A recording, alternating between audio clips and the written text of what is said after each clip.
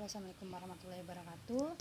Kali ini materi untuk imunoserologi kali ini ibu akan membahas terkait dengan penyakit hepatitis ya. Jadi hepatitis itu penyakit yang menyerang pada bagian hati, makanya disebut hepatitis. Hepar itu kan hati, titis ada peradangan. Nah, salah satu penyakit hepatitis ini yang ibu bahas kali ini adalah disebabkan oleh virusnya. Jadi virus yang menyebabkan penyakit hepatitis. Jadi ada banyak macam ya, general, banyak macamnya. Penyakit hepatitis itu bisa disebabkan oleh hepatitis A sampai dengan E di sini disebutkan. Bahkan penelitian baru juga sudah menemukan hepatitis G ya, virus hepatitis G. Jadi nanti ibu akan bagi dua part ya. Part pertama ini akan ibu bahas terkait dengan hepatitis A sampai dengan hepatitis C. Di part keduanya sisanya gitu. Nah, ini sumbernya kita pakai presentasi orang lain dari Himanshu Dev ya, ini orang luar, tapi secara topiknya ini general yang akan ibu sampaikan ke kalian gitu. Jadi apa sih virus hepatitis itu? Virus hepatitis itu adalah penyakit sistemik. Jadi yaitu umumnya biasanya akan menyebabkan peradangan pada bagian hati.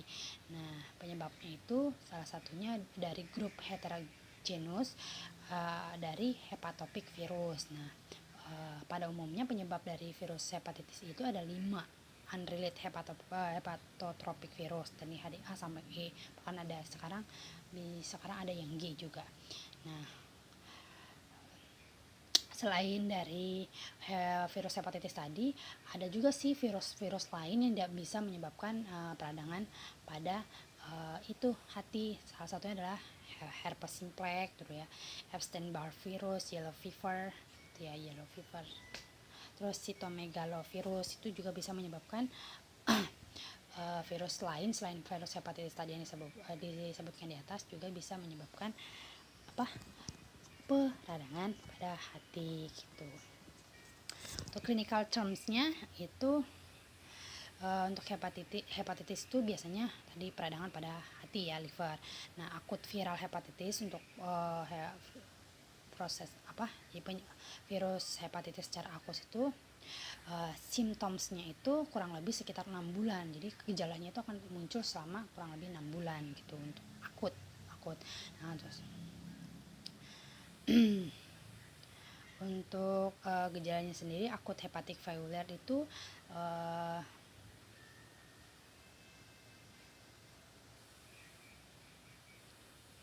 jadi gejalanya itu seperti penyakit jaundice. Kalian tahu jaundice itu gejalanya seperti tangan. Ada beberapa penyakit hepatitis yang disebabkan oleh virus hepatitis tadi di atas. Jadi hepatitis yang disebabkan oleh beberapa hepatitis A atau sampai dengan E itu gejalanya ada yang jaundice. Jaundice itu seperti misal gejalanya itu muncul kekuningan di warna kuning di sklera mata, terus kukunya jadi kuning gitu ya, terus badannya juga berubah jadi kuning itu. Nah, itu mengindikasikan ada beberapa kerusakan. Kemungkinan ada kekurangan fungsional sekitar 80-90% dari sel hati. Nah, untuk kronik jadi kalau untuk masifnya sendiri dia bisa sampai ke nekrosis ya.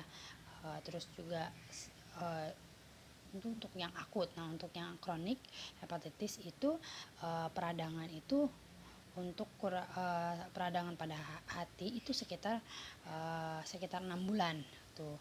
Terus nanti berubah menjadi cirrhosis, replacement of liver jaringan hati ya. Jadi ada fibrosis scars, jaringan scar, ada fibrosis itu jadi kalau udah ke tahap cirrhosis itu kan berarti udah kronik ya, udah kronik banget. Itu udah ada tidak ada pergantian jaringan di jaringan jaringan hati, terus sudah muncul fibrosis. Fibrosis itu kalau istilah awamnya itu udah kayak rusak ya, jaringannya itu udah muncul scars jaringan. Nah, terus ada fulminant hepatitis, udah sampai ke nekrosis tadi ya. Jadi udah kompleks sekali, jadi nggak cuman di hati tapi juga bisa ke udah menyebar di seluruh hati gitu ya. Untuk tipe dari hepatitis tadi kan ini bisa dilihat untuk tipe virus hepatitis A sampai dengan hepatitis E ya. Ini agen itu ada hepatitis A virus atau HAV. Jadi dinamakan sesuai jenis virusnya ya untuk agentnya. Nah, untuk hepatitis A itu dia nggak punya envelope ya. Kalau hepatitis B itu, dan dia itu materi genetiknya itu adalah RNA. Nah, untuk hepatitis B itu atau hepatitis B virus itu dia punya envelope di virusnya. Envelope itu kayak kayak sampul di tuh. Nah, itu materi genetiknya itu DNA. Nah, untuk hepatitis C dia punya juga envelope-nya, tapi dia materi genetiknya RNA. Nah, untuk hepatitis D ini dia materi genetiknya tuh RNA. Dia punya envelope dari hepatitis B. Jadi biasanya hepatitis D ini terjadi ketika seseorang sudah terkena hepatitis B dulu. Nah, untuk hepatitis E dia itu sama kayak hepatitis A ya, dia itu materi genetiknya RNA dan juga dia nggak punya envelope gitu. Nah, rute transmisinya jadi ada penyebaran itu ada parenteral sama non parenteral. Nah, untuk yang hepatitis A itu dia non parenteral, jadi dia penyebarannya dari fekal oral. Jadi seperti makanan yang tercemar, makanan atau minuman yang tercemar. Jadi penyebaran bisa lewat tinja, urin seperti itu. Nah, untuk hepatitis B itu penyebaran ini melalui parenteral ya. Parenteral itu seperti jarum suntik gitu ya. Jarum suntik, terus donor dapat darah transfusi darah yang positif hepatitis itu ya. Nah, terus juga dan hepatitis B itu juga penyebaran juga melalui seksual juga gitu. Kalau hepatitis C, D itu juga parenteral tapi non seksual. Nah, untuk hepatitis E penyebaran sama kayak hepatitis A, jadi non parenteral, jenis secara fekal oral, ini makanan yang tercemar seperti itu. Nah, untuk umur yang memberikan efek itu biasanya untuk hepatitis A itu kebanyakan pada anak ya. Kalau hepatitis B itu semua umur. Kalau hepatitis C itu biasanya orang dewasa. Hepatitis D itu semua umur karena tadi biasanya berbarengan dari hepatitis B ya. Terus hepatitis E itu remaja, young adult ya, remaja. Nah, untuk carrier state-nya itu penyebarannya itu penyebarannya itu ya 0. Kalau hepatitis B itu umum gitu ya.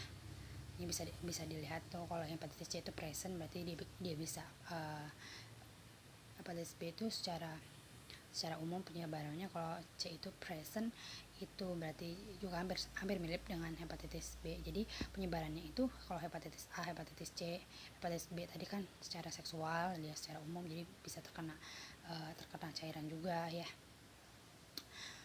Hepatitis B, nah pokoknya kontak lah ya kalau hepatitis B. Kalau A, C, D, E itu lebih ke nggak secara umum gitu, penyebarannya sulit secara umum. Nah, itu kalau hepatitis D tadi itu kan penyebarannya tadi harus lewat hepatitis B dulu. Nah, untuk incubation periodnya itu untuk A tadi itu 10 sampai 50 hari, rata-rata 25 sampai 30 hari ya. Ini bisa dilihat rata-rata inkubasi periodenya. Kronis infectionnya, penyebab infectionnya, kalau A itu tadi dia nggak kronis ya, dia tidak bisa kronis. Kalau B bisa nih, kalau E juga nggak bisa, B, C, D ini bisa kronis. Nah, pencegahannya itu dengan vaksin imunoglobulin dan vaksin ya bisa.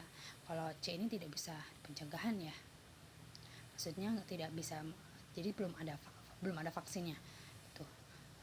C sama E ini karena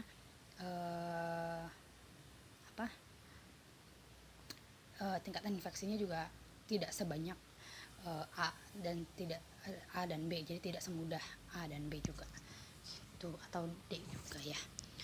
Nah, kita masuk ke hepatitis A. Hepatitis A itu dia dulu lebih dikenal dengan infectious. Nah, hepatitis A ini dia ciri khas sekali, dia menimbulkan gejala epidemik jaundice ya. Jadi dia itu seperti muncul pada pasien itu gejala kekuningan. Itu disebabkan oleh hepatitis A virus. Nah, dia itu tuh, tapi gejalanya ini simptomsnya atau ya gejalanya itu dia tidak spesifik simptomsnya. Jadi seperti demam, terus ya batuk, sakit kepala, kelelahan, terus kecapean, terus ada ruam gitu. Diikuti dengan anoreksia gitu ya. Urin yang berwarna gelap gitu ya. Tadi kan kalau udah kekuningan itu biasanya urinnya warnanya gelap, biasanya itu kadar bilirubinnya tinggi di situ ya. Atau selain bilirubinnya tinggi, AST ALT kadar AST ALT-nya juga tinggi. Nah, ini juga dapat disembuhkan dalam beberapa minggu, juga bisa disembuhkan itu dalam beberapa minggu. Nah, untuk epidemiologinya itu agent faktornya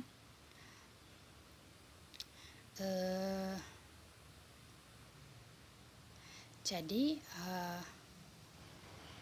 penyebabnya itu kan tadi adalah hepatitis A virus ya. Nah, dia itu termasuk dari enterovirus dan familinya Picornaviridae. Nah, itu nah kemudian resistensinya, jadi si virus ini resisten terhadap panas dan juga bahan-bahan kimia.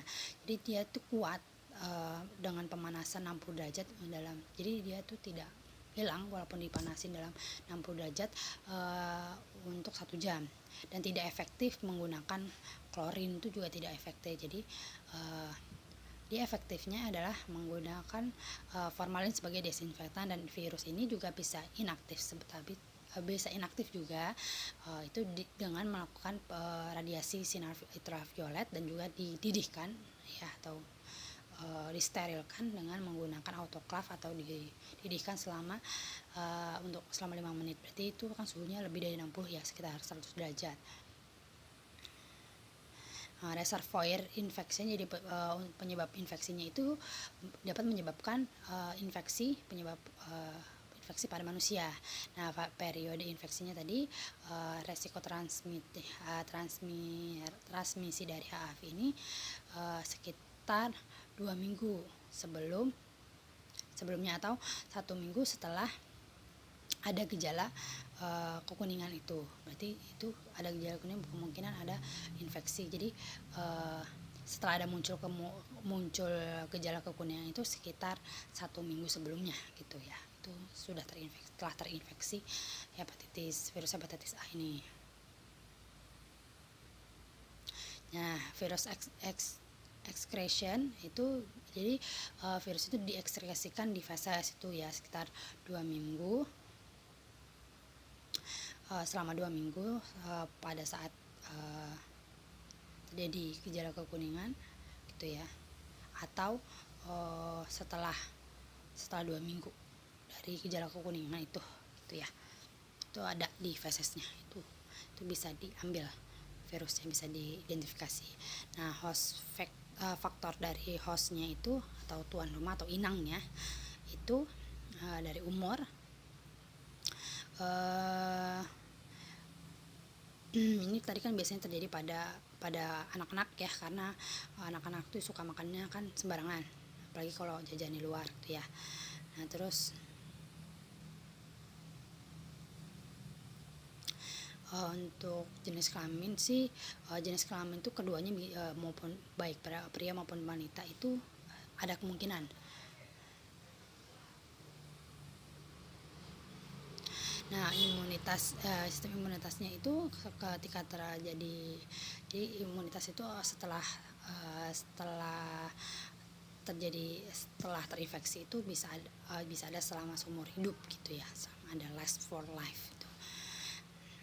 Nah, penyebab dari lingkungannya itu tadi, faktor dari lingkungannya, environmental factor, ini bisa terjadi di sepanjang tahun gitu. Nah, kalau di India sendiri ini endemiknya, jadi munculnya banyak kasus hepatitis A ini biasanya terjadi pada musim hujan gitu. Nah, inkubasi periode itu 10 sampai 50 hari ya, atau biasanya 25 sampai 30 hari.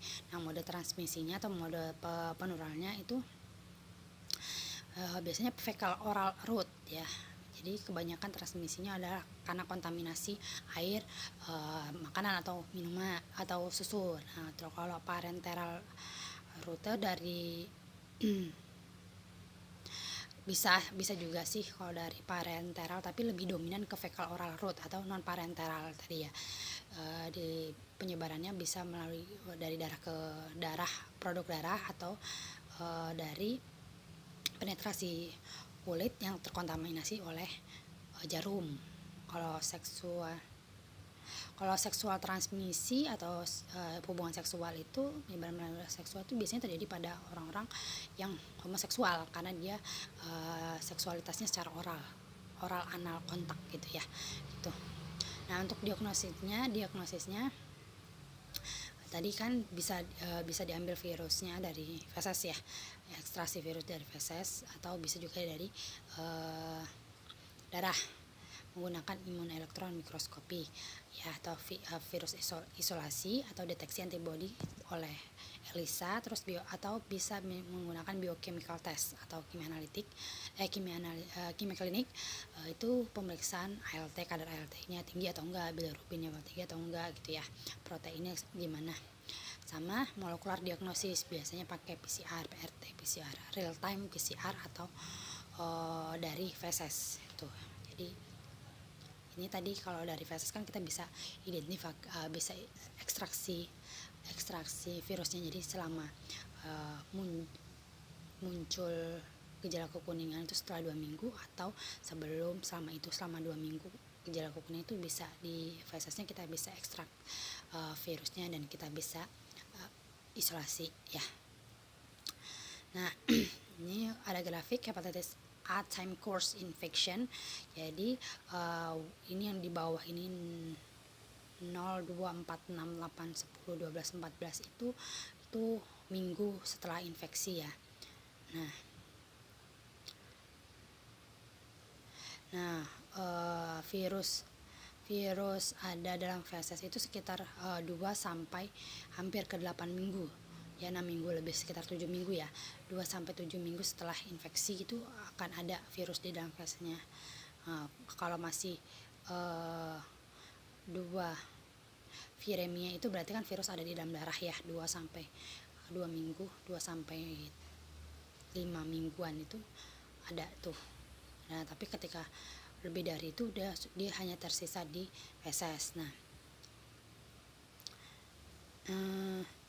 selama 0 sampai 2 itu masa inkubasi dari si virus. Ketika terinfeksi itu ada masa inkubasinya sekitar 0 sampai 2 minggu. Jadi tidak langsung muncul aktif si virusnya. Nah, itu harus ada masa inkubasinya. Nah, symptoms jaundice atau gejalanya atau gejala kekuningannya itu sekitar muncul 4 sampai 7, hampir ke 8 minggu. 4 sampai itu ada muncul kekuningan. Nah, di minggu keempat setelah infeksi itu IgM hepatitis A itu masih rendah, tapi sekitar 6 minggu setelah infeksi dia mulai tinggi. Terus kemudian terjadi penurunan di 7 minggu sampai ke 14. Berarti kan IgM itu kan antibodi yang pertama kali muncul ketika terjadi adanya infeksi. Namun ketika di minggu ke-8 setelah infeksi itu ada kenaikan ya, dan terus melandai sampai benar-benar hilang gitu ya, sampai benar-benar non aktif itu si virusnya itu terus. Berarti kan kalau IgG kan muncul setelah adanya IgM biasanya. Nah, untuk pencegahannya itu ada pasif, ada aktif ya tadi. Kalau pasif itu pemberian imunoglobulin gamma globulin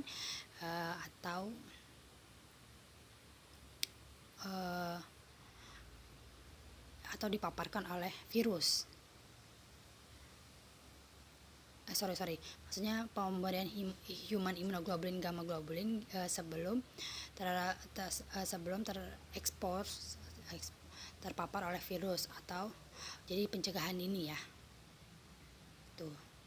Kalau aktif untuk secara aktif itu beberapa virus, beberapa virus ya yang dilemahkan itu diberikan atau vaksin hepatitis. Jadi sebenarnya pasif aktif itu sebenarnya sama vaksin, tapi bedanya kalau pasif itu dia berupa human immunoglobulin gamma globulin, jadi penguat imunitas ya. Ketika nanti terpapar oleh virus itu terjadi penguatan imun. Kalau untuk aktif itu yang untuk aktif itu diberikan vaksinnya itu memang berupa virus itu sendiri, tapi yang sudah dilemahkan. Jadi nanti merespon si tubuh kita untuk memberikan antibodi. Nah, untuk treatmentnya itu diet makanan atau istirahat yang cukup ya. Nah, terus selanjutnya adalah hepatitis B. Nah, ini hepatitis B itu dulu dikenal dengan penyakitnya adalah namanya serum itu ya. Ini adalah jenis penyakit yang sistem infeksinya itu sistemnya akut ya. Nah, penyebarannya itu melalui parenteral route tadi ya. Parenteral route itu seperti jadi kita dapat transfusi darah dari penderita hepatitis B, atau penggunaan jarum suntik gitu ya, atau penetrasi dari kulit cairan seseorang yang hepatitis B-nya seseorang yang terkonfirmasi hepatitis B, cairan tubuhnya seperti keringat itu terjadi penetrasi di kulit kita gitu ya, masuk gitu. Itu melalui parenteral route. Nah, penyakit akutnya ini menyebabkan adalah infeksi pada peradangan pada hati, dan bisa juga sampai pada kematian ya. Kronik hepatitis B ini biasanya menyebabkan sirosis dan kanker hati ya. Jadi ada akut, jadi hepatitis B itu bisa menyebabkan akut dan bisa menyebabkan kronik. Nah, kalau akutnya tadi ada peradangan pada hati terus sampai dengan kematian gitu ya. Nah, kalau hepatitis B ini biasanya tidak disertai dengan gejala seperti jaundice tadi ya. Kalau kronik hepatitis penyebabnya, kalau secara kroniknya itu dia bisa menyebabkan sirosis dan juga kanker hati gitu. Dan hepatitis B itu endemik di semua negara ya. Jadi throughout di sekitar semua negara gitu ya. Dan spesial banget di daerah tropis ya, negara-negara tropis dan negara-negara berkembang gitu. Nah, epidemiologinya itu untuk faktor agen penyebabnya itu yang jelas tadi ya, ada HBV atau hepatitis B virus.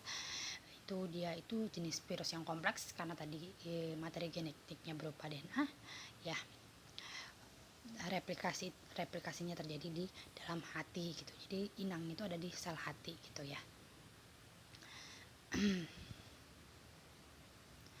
Terus ini ukuran-ukuran dari ukuran dari si virusnya sendiri. Nah, ini untuk struktur dari HBV. Jadi si HBV tadi punya envelope. Jadi ya kan envelope itu kan ada atau pembungkus yang didapat dari sel inangnya.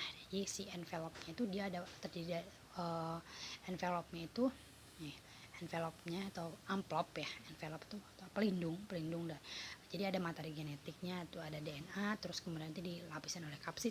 Nah, di kapsid itu kan jelas dia itu pelindung dari materi genetik ya, tapi dia itu ada dari virus. Tapi kalau envelope itu pelindung dari si virus, tapi dia dapatkan dari sel inangnya gitu kan. Nah, itu ada envelope lipid, jadi di dalamnya itu bagiannya itu ada envelope lipid, jadi dari host selnya, dari sel inangnya tadi. Kemudian ada di bagian luar itu, di bagian luar envelope itu ada hepatitis B surface antigen. Jadi ada yang kita lebih kenal dengan HBsAg. Jadi spike-nya bagian permukaan itu hepatitis B surface antigen. Jadi ini yang nanti jadi spesifik sekali untuk hepatitis B. Dia punya hepatitis B surface antigen atau antigen si virus ini atau antigen ini, dia punya bagian khas atau permukaan bagian khas atau hepatitis B surface antigen. Nah, ini spesifik, kita bisa identifikasi dengan mengidentifikasi ada tidaknya HBsAg ini gitu ya. Selain itu juga sorry ya, ini ternyata ada gangguan di belakang. Motor. Kenapa nggak pergi sih, please deh.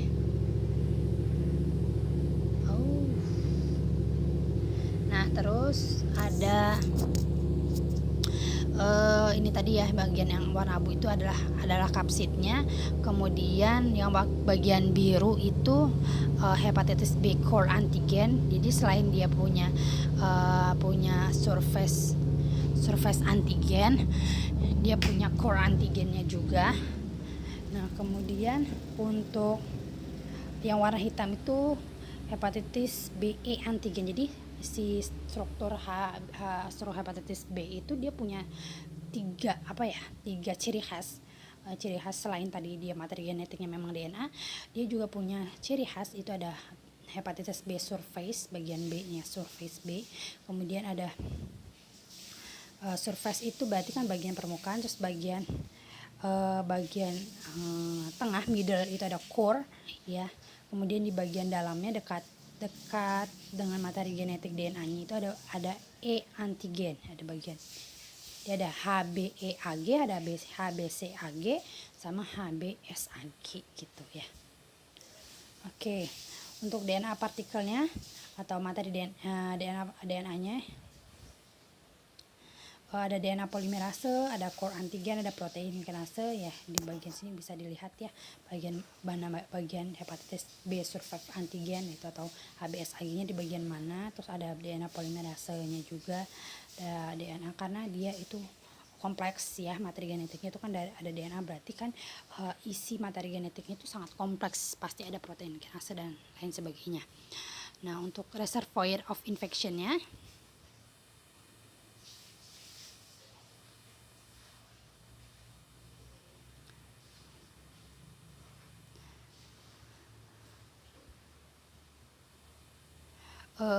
laki-laki itu biasanya hanya sebagai reservoir atau pembawa infeksi yang dapat disebarkan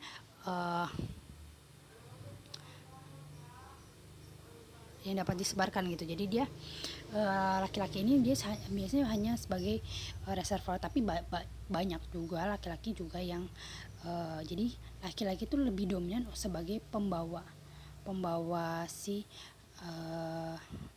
virusnya itu. Nah, terus untuk infektif materialnya, jadi material yang bisa menyebabkan penyebaran itu tapi secara inaktif, itu secara pasif ya, itu ada kontaminasi dari darah, itu menjadi sumber utama ya. Terus virus juga ditemukan di sekret badan atau seperti di vagina, sekret vagina, di saliva, di semen dan keringat dan lain sebagainya ya. Jadi semua cairan tubuh itu dapat menjadi infektif material yaitu. Nah, resistensinya itu dia resisten terhadap sodium hipoklorit, jadi klorid itu ya. Dan dia harus bisa juga dipanaskan dan sterilisasi atau di autoklaf untuk 30-60 menit. Nah, untuk faktor dari sel inangnya sendiri dari umur, untuk akut hepatitis itu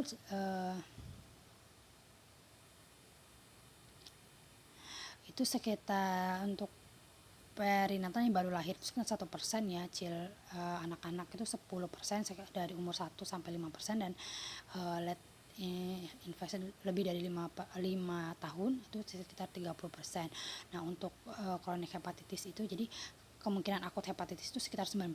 Nah kemungkinan untuk chronic hepatitis sekitar 20-10%. Itu perinatal itu sekitar, perinatal itu berarti bayi baru lahir, sekitar 95% ya kemungkinannya untuk kronik ya. Kemudian untuk kanak-kanak itu sekitar 80%, dan setelah lebih dari 5 tahun itu sekitar 5-10%. Nah untuk resiko tinggi, grup resiko tinggi itu ada orang-orang yang dalam daerah endemik ya, seperti tadi negara-negara tropis dan negara-negara berkembang ya. Babies of mother with chronic HBV. Jadi bayi yang memiliki ibu dengan kondisi ibunya adalah memiliki kronik HBV ini, jadi kemungkinan besar si bayi ini bisa kena ya. Terus ada intravenous drugs abuse ya, people with multiple sex partner, jadi seks bebas, orang yang seks bebas. Terus hemofilik, orang hemofilik, sama blood product treatment, jadi yang sering mendapatkan treatment produk darah seperti cuci darah gitu ya. Dan pasien-pasien yang immunocompromised itu seperti orang-orang HIV, itu kan orang-orang AIDS itu kan dia itu orang-orang yang sistem imunnya itu ada immunocompromised, jadi penurunan sistem kekebalan imun. Nah, oke. Untuk inkubasi periode tadi kan udah dibahas ya, HBV has 3 distinct antigen, jadi ada 3 ciri khas atau 3 antigennya. Jadi HBsAg ya, jadi HBsAg itu S itu bagian surface, terus ada C bagian core-nya, terus E ada bagian envelope-nya tadi ya, HBeAg bagian envelope antigennya gitu ya. Nah untuk inkubasinya itu sekitar waktu inkubasinya 45-180 hari, ini relatif lebih lama dibandingkan hepatitis A. Nah mode transisinya tadi sudah dijelaskan ya, parenteral, jadi lewat semua jenis cairan tubuh maupun secara seksual juga ya. Nah untuk diagnosisnya dia secara serologi ya. Terus untuk kimia tesnya itu AST, ALT, ALP, dan total bilirubin. Terus histologi immunoperoxide staining, jadi jaringan hati diwarnain, jadi kita bisa lihat apakah ada kerusakan jaringan di hati itu kan. Tadi kalau sampai kronis itu kan ada struct jaringannya atau fibrosis tadi ya. Atau bisa juga ekstraksi virusnya, jadi HBV viral DNA, jadi dapat sebagai penanda dari virus DNA yang dapat dideteksi dengan PCR, atau juga biopsi liver ya tadi ya, atau melihat adanya fibrosis. Nah, atau serologic event itu seperti HBsAg. Nah ini sebagai penanda kalau penanda di dalam darah itu setelah adanya infeksi, atau juga anti HBsAg itu antibody ya, pengecekan antibody HBsAg itu ya, antibody. Kemudian ada anti HBC tadi kan C itu core-nya ya, antibody terhadap hepatitis B core antigen ya. Terus identifikasi IgM HBC juga bisa sama, itu dapat muncul sekitar, jadi bisa diidentifikasi selama 3-6 bulan lamanya gitu ya, bisa diidentifikasi. Atau IgG itu untuk yang hepatitis B akut, itu dia akan ada terus ya, atau HBeAg itu ya. HBAG tadi kan, hepatitis B envelope antigen itu bisa diidentifikasi. Jadi dari 3 karakteristik tadi, HBsAg, HBeAg dan HBcAg itu bisa diidentifikasi sebagai penanda khusus sekali untuk hepatitis B itu ya. Ini bisa dilihat ya di grafik ini konsentrasi yang ke atas ini, bagian ke atas itu konsentrasi, dan bawah itu yang horizontal itu week post infection, jadi minggu setelah infeksi. Jadi ketika 8 minggu, kan tadi waktu inkubasinya sekitar 8 minggu ya, ada baru muncul gejala-gejala itu, HBsAg-nya akan meningkat di 16 minggu setelah infeksi. Terus HBeAg-nya juga sama, sekitar 12 sampai 16 minggu itu HBeAg akan meningkat. Nah, sekitar di minggu ke-20 itu anti-HBC-nya, antibodi terhadap HBC itu akan meningkat, dan terus landai, cenderung ada penurunan tapi sedikit ya penurunannya.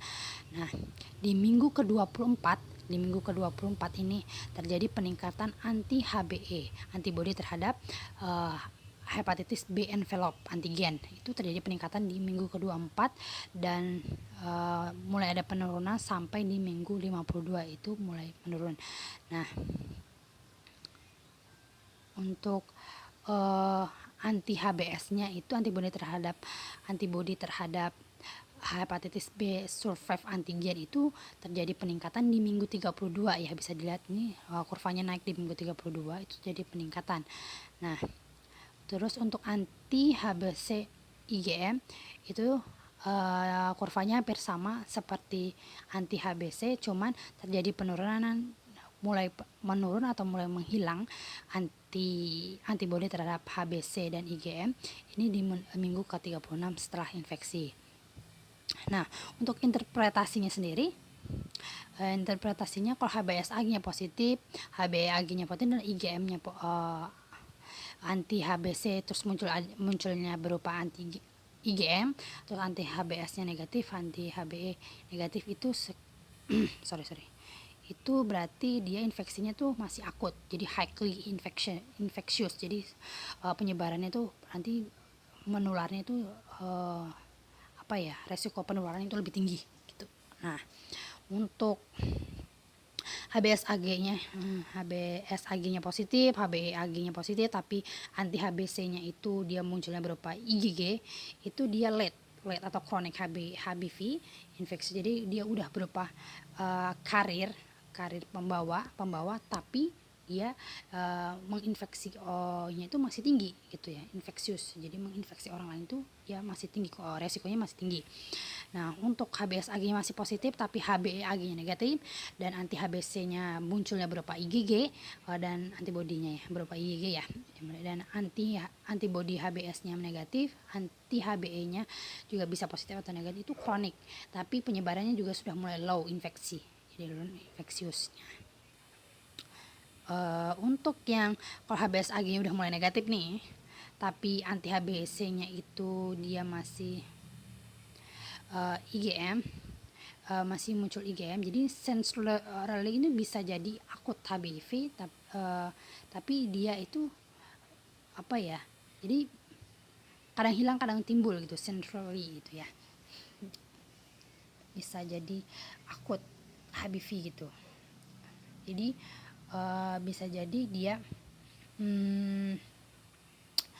awal mula terinfeksinya HBV gitu. Jadi tapi dia masih dia kategori infeksius ya, infeksius. Nah, tapi kalau udah muncul IgG tapi semua itu bisa negatif, dia udah sangat low ya, infeksiusnya itu udah mulai low, tapi dia udah mulai tahap virusnya sudah mulai hilang. Nah, kalau sudah mulai negatif tapi anti HBs-nya mulai positif, jadi immunity following HBV vaksin. Jadi dia sudah mulai melemah, virusnya sudah mulai hilang. Yang tersisa adalah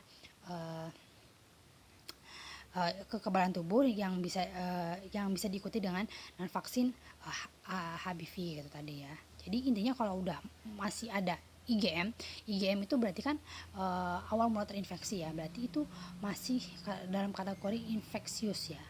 Jadi karena dia masih bisa jadi baru terinfeksi, bisa jadi memang sudah lagi akut infeksi lagi akut, jadi highly infectious gitu kan.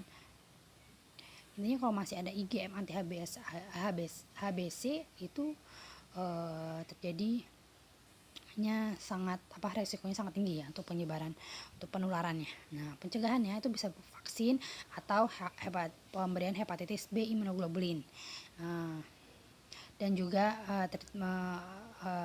cara lain ya, seperti screening blood donor.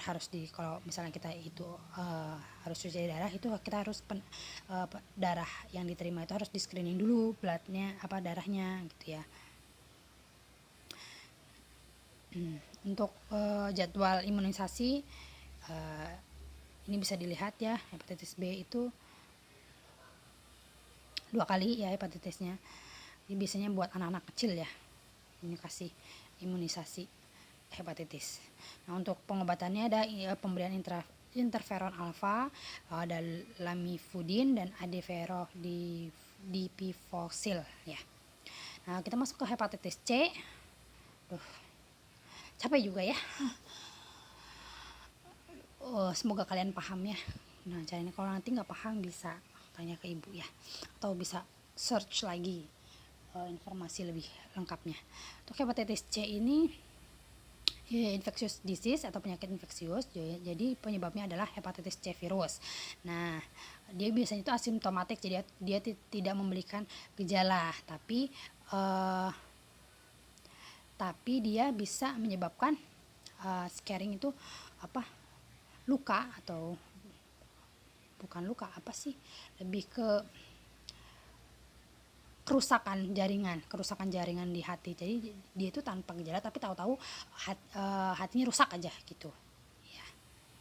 Jadi bisa setelah jaringannya rusak ya, itu nanti bisa menyebabkan sirosis gitu ya, jika itu terjadi setelah beberapa tahun gitu ya, general apparent after many years gitu. Nah, estimate-nya itu sekitar 150 sampai 200 juta orang, atau sekitar 3% populasi di dunia ini. Mereka itu adalah orang-orang yang hidup dalam hepatitis C kronik.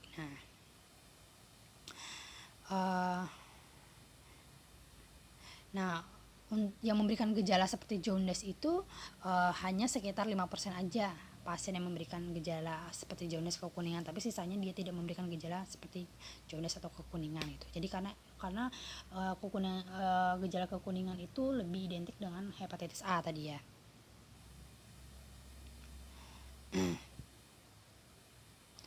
Nah, hepatitis C virus itu dia tadi kan metode genetiknya itu berupa RNA ya. Nah, ukuran virusnya itu sekitar 50 sampai 60 nanometer, jadi sangat kecil, yaitu enclosed, jadi tertutup virusnya, yang dengan ada sebuah core, dan dia punya envelope ya berupa glikoprotein, dan juga dia punya spike-nya itu seperti glikoprotein juga spike-nya. Nah, dia itu merupakan anggota dari Hepasivirus genus Hepasivirus, dan keluarga dari Flaviridae. Nah, waktu paruhnya itu ketika di dalam serum itu sekitar 3 jam, dan bisa lebih pendek lagi, sekitar 45 menit ya. Jadi sekitar 45 sampai 3 jam, 45 menit sampai 3 jam itu waktu paruhnya. Jadi ketika udah lewat dari situ dia udah mati, karena virus itu kan harus ada sel inangnya gitu ya. Ketika tidak ada sel inangnya, dia akan mati gitu. Nah, selain dia bereplikasi di hati, dia juga bisa bereplikasi di limfosit juga. Nah, waktu inkubasinya itu sekitar 40 sampai 120 hari.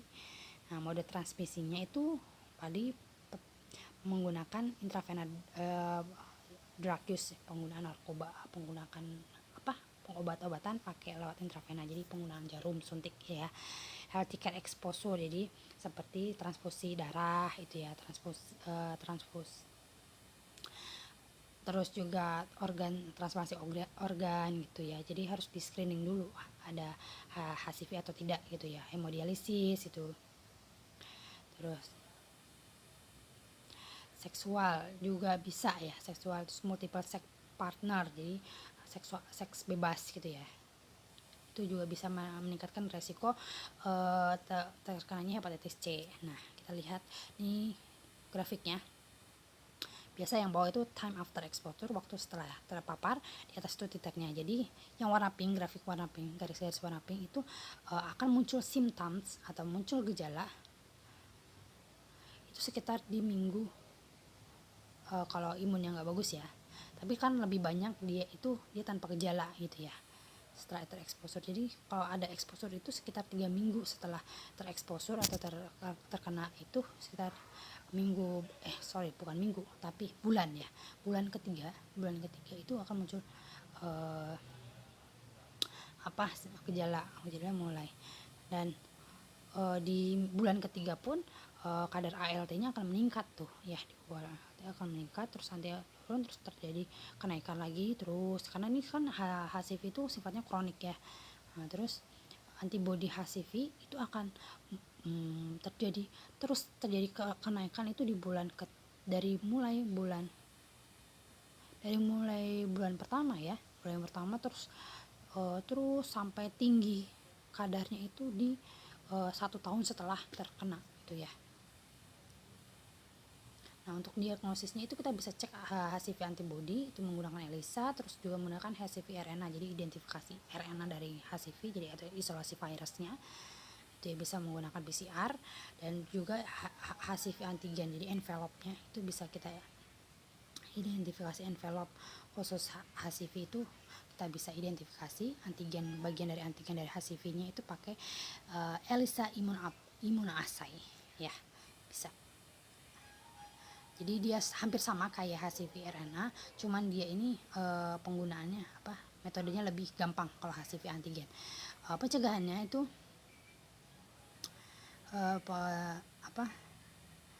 only general prophylaxis seperti seperti darah, jaringan atau organ itu harus di screening dulu ya. Bisa kita harus mendapat donor darah itu juga harus di screening. Jadi makanya orang-orang yang mau donor darah itu ada kriterianya itu, seperti itu. Atau dengan non specific active or passive immuno tadi ya, vaksin ya bisa ya. Nah, pengobatannya ada pemberian interferon dan juga ribavirin, itu jenis obat ya. Obat. Oke, itu tadi hepatitis A sampai dengan hepatitis C ya. Selengkapnya untuk hepatitis D kita buat di part 2. Oke, thank you thank you buat semuanya yang udah lihat video Ibu sampai dari awal sampai selesai. Semoga kalian paham. Kalau nggak paham boleh tanya ke Ibu ya, atau Ibu boleh search lagi informasi yang lebih lengkap gitu ya. Mungkin aja Ibu ada yang salah gitu menjelaskan. Gitu. Oke, Ibu akhiri. Wassalamualaikum warahmatullahi wabarakatuh.